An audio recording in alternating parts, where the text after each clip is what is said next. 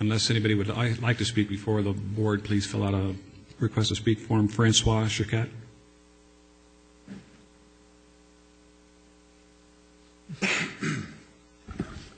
Thank you for allowing me the privilege to speak. In my opinion, and the opinions of many of us here, this ordinance is specifically tailored to prevent picketing at Gold Base International, Scientology International Headquarters. I'll get to this exactly on the next page, but I'd like to address you specifically, Mr. Stone, as a pharmacist. Let's talk about medicine instead of religion a little bit. Scientology is anti-medication, as evidenced by their long history of opposing psychiatric drugs and other drugs such as anti-seizure medication for epileptics specifically. The record in that area is extensive.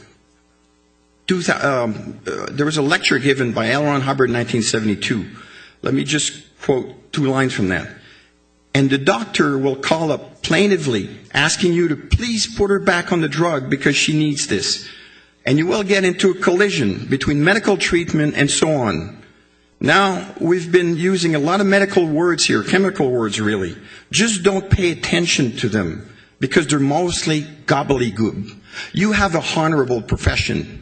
You consider it gobbledygook? That's L. Ron Hubbard in 1972. Okay? 2008 has shined a light on Scientology's medical practices. The death of Uwe Studenbeck, a man who died decades early because of inadequate medical care at the PAC base in Los Angeles, a building we call a Big Blue.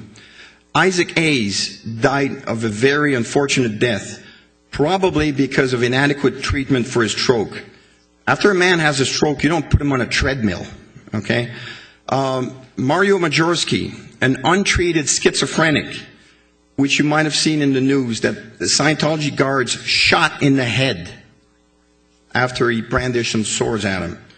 Jeff Travolta, dying at 16 due to a seizure, which could have been avoided due to proper medication. I see the yellow lights on. Let me just say, the picketing ordinance language was changed very specifically here to, instead of away from residential dwellings, to property line. So here's the deal. There's a map of Gold Base here, okay? Here's the guard shack. 50 feet, 1 foot from the guard shack in the language here is completely irrelevant because they changed it to property line. They have 700 acres there, which means that we will not be able to protest effectively and give our message to the people there. I believe you've been tricked, okay?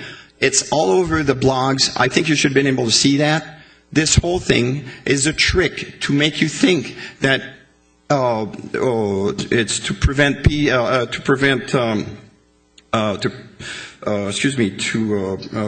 keep calm in the area, but this is not it at all. They're trying to prevent protesting altogether. Thank you. Thank you very much. Yeah.